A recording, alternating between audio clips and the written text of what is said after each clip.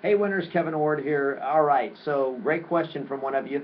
It said it's on your listing presentation when you're getting to the pricing recommendation at the end of the listing presentation, when basically you're saying, okay, so Mr. and Ms. Seller, based on, and now that we've seen this and after seeing what the market is telling us, I'm suggesting that we list your home for $750,000. And you can see why that's the right price, right? All right, so the question is this. Do you ever make adjustments on your comps and end up with a range of where the listing should be priced?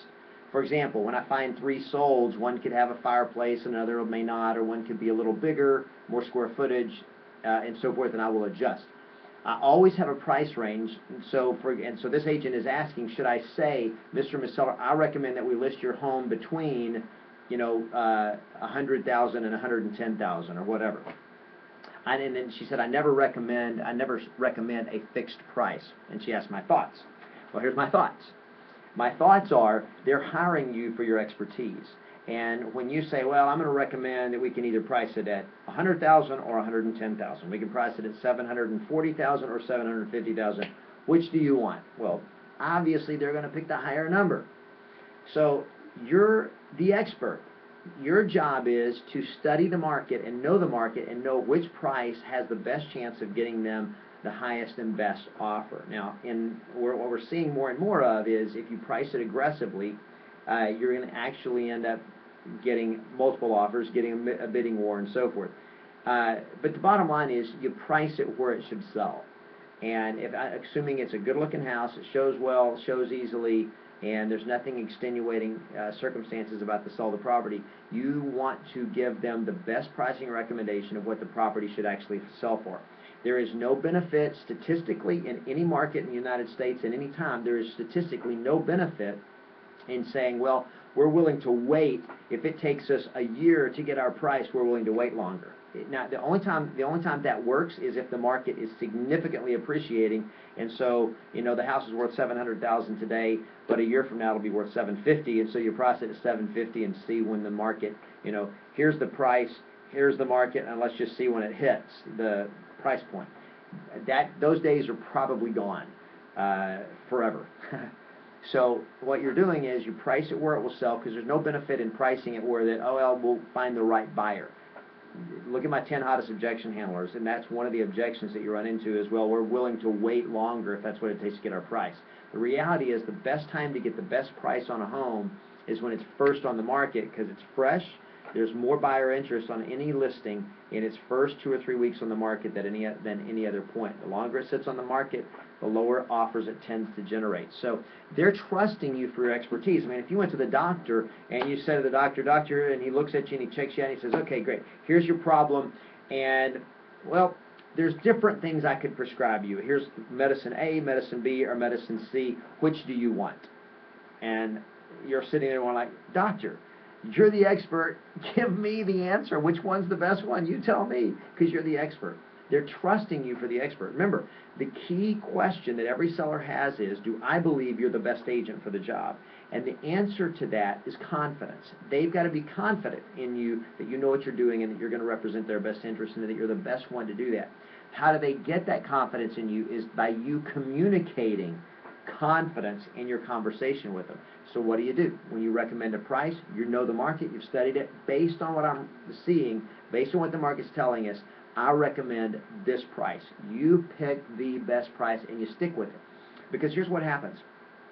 They need your certainty for them to be certain. For them to feel certain, they need your certainty.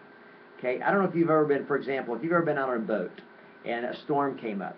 If the captain of the boat is comfortable and he's calm and he's certain that everything's going to be okay, everybody else on the boat tends to be okay. But if the captain is uncertain or the captain is freaking out and he's going like, I don't know, I see a storm coming, it's going to be bad.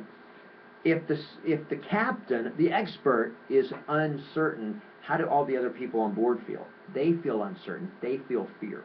If the surgeon is uncertain, if he's nervous, if you walked into the dentist and the dentist says, okay, you know, doc, I've got a toothache here, it's killing me.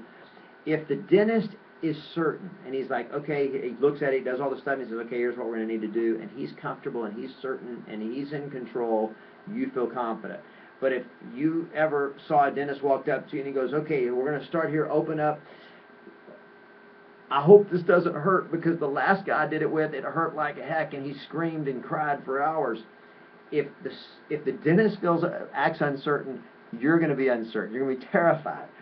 So they need your certainty. They need you to be absolutely certain.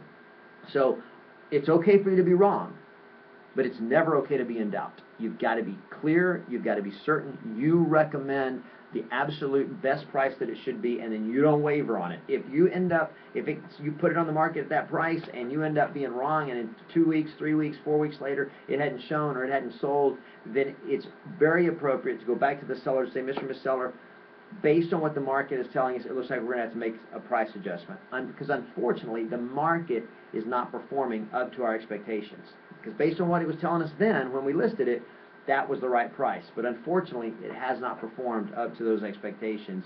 So what the market's telling us now is we probably are going to have to adjust the price. It's okay to adjust the price. It just simply means the market didn't perform up to the level that you were expecting it to based on what the market was telling you in the past. Remember, it's not about what the sellers want. It's not about what the sellers need. It's not about what the sellers paid for it, and it's not about what you want or you suggest. It's all about the market. So don't take it personal, and don't act like this is my price. You know, and they'll say that. They'll say, well, if we listed at your price, it blah blah blah. I understand that, Mr. and Ms. Seller, but please understand. Can I explain something to you? It's very important you understand. I'm not the one that gets to determine the price. So it's not my price. What this is the price the market is telling us we need to put on your home to get it to sell for the best price in the best amount of time in this market. Does that make sense? Great. That's why, again, I'm suggesting we put your home on the market tonight for $750,000. Does that make sense? You can see why I'm recommending that price, correct? Based on what the market's telling us. I know it's less than you want, but that's the price. Fair enough? Great.